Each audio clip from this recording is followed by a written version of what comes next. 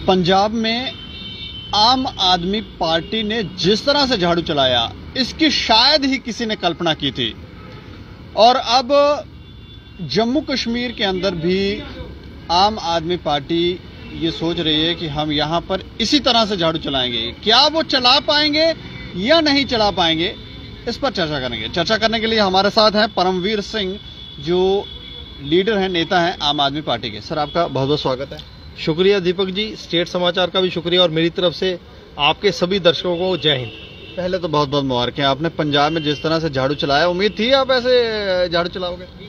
देखो, उम्मीद तो थी हम लोग सरकार बनाएंगे, मगर ये उम्मीद नहीं थी कि रवायती पार्टियों को पंजाब की जनता जड़ से उखाड़ के बाहर फेंक देगी।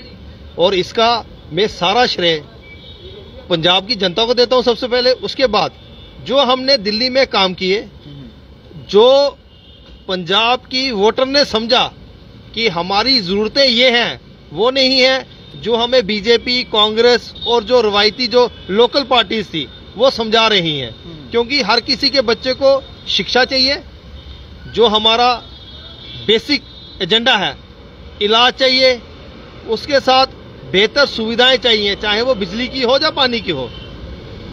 और जनता ने ये बात समझी और जो प्रोग्राम हम लोगों ने बताया आम आदमी पार्टी की तरफ से, हमारे कन्वीनर श्री अरविंद केजरीवाल जी ने, वो पब्लिक अच्छी तरह से समझी और पब्लिक ने लगभग अब सोच लो सुपड़ा ही साफ कर दिया सब। 117 सीटों पे चुनाव हुआ, जिसमें 92 तो आपकी ही आ गई हैं।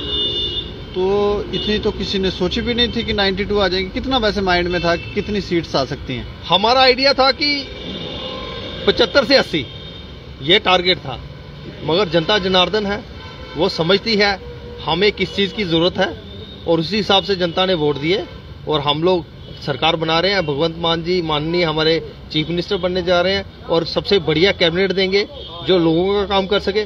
भगवंत मान जी ने कल अपनी डिबेट में कहा कि हर सरकारी अफसर में शहीद आजम भगत सिंह की तस्वीर लगेगी और बाबा साहब भीमराव अंबेडकर साहब की तस्वीर लगेगी, चीफ मिनिस्टर की तस्वीर नहीं लगेगी। क्योंकि चीफ मिनिस्टर जो की है वो पब्लिक का सेवक है। जब वो काम कर लेगा फिर पब्लिक उसकी फोटो अपने घरों दफ्तरों में लगाएगी। मतलब ये तो उच्च विचार वाली बात हो गई कि अब विचार जो है वो ऊंचे ऊंचे होते जा रहे हैं। ये तो हम होंगे ही, क्योंकि जो भारतीय आइडिया ऑफ इंडिया की जो अवधारणा है वो बाबा साहब भीमराव अंबेडकर द्वारा रचित संविधान के बगैर हो ही नहीं सकती।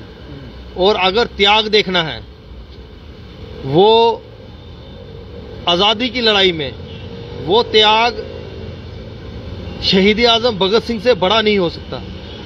ना उन्होंने माफी मांगी, ना उन्होंने किसी के तलवे चाटे। उनको कहा गया, कांग्रेस के बड़े लीडरों ने कहा, पंडित जवाहरलाल नेहरू जी ने कहा कि मैं तुम्हारा केस लड़ लेता हूं। तो मैंने जो पढ़ा है उसमें उन्होंने उसका आंसर दिया है कि मेरी फांसी लगने से अगर ये सोई हुई जनता जाग जाती है तो मेरा फांसी लगना जरूरी है। अगर ऐसे विचार, देश के लिए समर्पण, देश के लिए आपकी हर चीज को त्याग देना, जान भी त्याग देना, अगर ऐसे महान हस्ती का हम उसको अगर हम रोल मॉडल बनाएंगे तो हिंदुस्तान आज नहीं कल नहीं 2-4-5 सालों में ही तरक्की कर जाएगा। बड़े बड़े लीडर थे, चन्नी साहब थे, नवजोत सिंह सिद्धू साहब थे, कैप्टन थे, मतलब जिनकी एक पैठ है पंजाब के अंदर, उन पर आपने झाड़ू फेर दिया। इसमें कहीं बीजेपी ने तो नहीं समर्थन किया था इंटरनली आप लोगों को? बीजेपी तो स्टार्टिंग से ही कोस के हमें कोसती रहती है, सोते जागते हमारे ही ख्याल देखती है। क्योंकि 2024 में हमारी और बीजेपी की डायरेक्ट लड़ाई होने वाली है। आप ये सोचिए, एक स्टेट जिसमें श्री प्रकाश सिंह बादल 54 साल से एक भी इलेक्शन नहीं हारे, 54 ईयर से एक भी इलेक्शन नहीं हारे, 5 बार के चीफ मिनिस्टर अपनी परंपरागत सीट से हार गए। उनके सुपुत्र सुखबीर सिंह बादल जो कहते थे जिसने मेरे साथ लड़ना तो जलालाबाद में जवाब दूंगा, एक स्कूटी पे प्रचार करने वाले आदमी ने उनको इलेक्शन हरा दी। चरणजीत सिंह चन्नी जो चीफ मिनिस्टर थे, जिनको अल्टरनेटिव बताया गया केजरीवाल साहब का, क्योंकि वो डांस अच्छा कर लेते थे, बकरी का दूध भी उन्होंने निकाला 2-3 दिन पहले।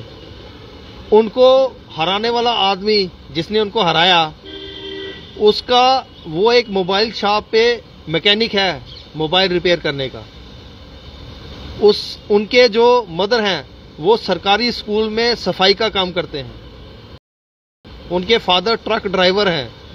ये है आम आदमी पार्टी, ये है आम लोगों की पार्टी।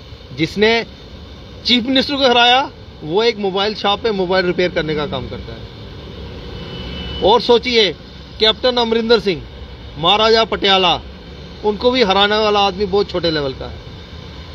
आप ये सोचिए, मनप्रीत बादल, वो इलेक्शन हार गए। नवजोत सिंह सिद्धू और विक्रम मजीठिया, वो दोनों इलेक्शन हार गए। लोग अब ऐसा नहीं लगता दादागिरी स्वीकार नहीं करना चाहते? पब्लिक काम चाहती है। दादागिरी करने के लिए सियासत में ना आए जो दादागिरी करना चाहता है। सियासत उसके लिए नहीं है। आम आदमी पार्टी वो सियासत करेगी जिसे दादागिरी करने वाले लोग सियासत छोड़ के भाग जाएंगे। ज्यादा बेहतर तरीके से लोगों की नब्ज कौन पकड़ पाया है, आम आदमी पार्टी की भाजपा? देखिए, आम आदमी पार्टी डेवलपमेंट के मुद्दे पे इलेक्शन लड़ी, लोगों को मूलभूत सुविधाओं को लेकर के इलेक्शन लड़ी। और यूपी में योगी आदित्यनाथ जी ने कहा ये 80-20 की लड़ाई है। बीजेपी के बड़े बड़े लीडरों ने कहा ये 80-20 की लड़ाई है। जनाब, ये 80-20 की लड़ाई नहीं है, ये मेरे पेट की रोटी की लड़ाई है। मेरे पेट में रोटी होगी तो मैं इस देश में रहूंगा, वोट भी दे सकूंगा। 80-20 की लड़ाई नहीं है। और हमने इलेक्शन लड़ी, आपको मुफ्त शिक्षा देंगे, आपको मुफ्त इलाज देंगे, आपको मुफ्त बिजली देंगे, मुफ्त पानी देंगे। उन्होंने इलेक्शन लड़ी 80-20 की लड़ाई पे। ये जनता जनार्दन चूज करेगी कि हमें किसके साथ जाना है। गोवा में भी आपने प्रचार वगैरह किया था, वहाँ 2 सीट्स आपकी आई हैं। कितनी मतलब क्या सोच लेकर चले थे आप लोग? हम लोग गोवा में 5 सीट का टारगेट लेके चले थे कि हम लोग 5 सीट इस बार निकाल लें, अगली बार सरकार हमारी है। और ये मैं दावे से कह सकता हूँ, जो हमने ग्राउंड लेवल पे जो हमने संगठन तैयार किया गोवा में पिछले 6-7-8 महीने से, जहाँ 1 साल से, मेरे से पहले भी बहुत लोग लगे रहे, और हम लोगों ने वो संगठन तैयार कर लिया है कि अगली सरकार हमारी है, इलेक्शन जब मर्जी हो। मतलब तैयारी भी हो गई है। अभी तो 2 ही सीट्स मिली, 2 आई, मगर संगठन तैयार हो गया। जब संगठन तैयार हो जाता है ना, तो फिर उसको कोई नहीं रोक सकता। तो अगली सरकार हमारी है गोवा में। अब डायरेक्ट टक्कर लेने वाले हैं, और ऐसा लग रहा है कि भाजपा को टक्कर दे सकता है, और भाजपा को अगर किसी से डरना चाहिए तो वो आम आदमी पार्टी है। नहीं, डरना नहीं चाहिए। बेसिकली हम लोग, ये डेमोक्रेसी है। जिसके विचार अच्छे होंगे, जो बढ़िया प्रेजेंटेशन दे सकेगा, जो पब्लिक तक अपना मैसेज पहुंचा सकेगा, वही इलेक्शन जीतेगा। पब्लिक के काम कर पाएगा। पब्लिक के काम तो करवाएगा। अब देखो, दिल्ली में हमने काम किए, पंजाब ने हमें थंपिंग मेजॉरिटी दी है। अब उसके बाद आगे निकलेंगे, जम्मू कश्मीर भी आएंगे, और अगला टारगेट जम्मू कश्मीर है। तो चलेगा झाड़ू यहाँ भी? जिस तरह से लोगों ने रिस्पांस दिया है 2 दिन में, मेरे को लगता है झाड़ू चल चुका है। चलेगा नहीं, चल चुका है। मतलब अब वो भाजपा कह रही है 50 से पार, और आप कह रहे हैं चल चुका है, तो इसका क्या अर्थ समझे? वो तो पंजाब में भी बोल रहे थे, यूपी में बोल रहे थे 350 पार, 266 पे पहुंचे। पंजाब में कह रहे थे सरकार हम बना रहे हैं, तो आप देख लो क्या हाल हुआ है। तो वैसे ही यहाँ भी होगा। जनता जनार्दन है, जिसके साथ चल पड़ी तो चल पड़ी, वो काम के साथ चलेगी। डेली वेजर रोज यहाँ पर प्रदर्शन करते रहते हैं, इनका भी इशू आप उठाएंगे नहीं? देखिए, मैंने पहले भी बहुत बार इंटरव्यूज में कहा है कि मिनिमम वेजेस एक्ट लागू कर दो। जिस दिन मिनिमम वेजेस एक्ट लागू कर देंगे, डेली वेजर की समस्या ही खत्म हो जाएगी, और आम आदमी पार्टी ही आएगी सरकार में और मिनिमम वेजेस एक्ट लागू करेगी, उसी दिन डेली वेजर्स की समस्या खत्म हो जाएगी। चलिए, शुक्रिया हमसे बातचीत करने के लिए। शुक्रिया आपका दीपक जी। मेरी तरफ से आपके सभी श्रोताओं को जय हिंद। मैं तो कहता हूँ मुबारक है आपको एक बार फिर से कि आपने इतना अच्छा कार्य पंजाब में करके दिखाया कि वहां पर आपकी सरकार आई। शुक्रिया, बहुत बहुत शुक्रिया आपका। तो भाजपा का अगर कोई विकल्प है, भाजपा को अगर कोई टक्कर दे सकता है, तो वो आम आदमी पार्टी, ऐसा लगता है, क्योंकि धीरे धीरे उभर रही है। और इन्होंने जिस पैटर्न के ऊपर ये लोगों के बीच में जा रहे हैं, आम आदमी की से जिस तरह से इंटरेक्ट कर रहे हैं, तो आने वाले समय में कुछ बड़ा ये पार्टी कर सकती है, क्योंकि लोग जो हैं वो इनकी तरफ अपना रुझान दिखा रहे हैं। पंजाब में झाड़ू चला और अब ये कह रहे हैं कि जम्मू कश्मीर के अंदर भी झाड़ू चलेगा और चल चुका है। अब आप लोग अपनी राय जरूर रखें और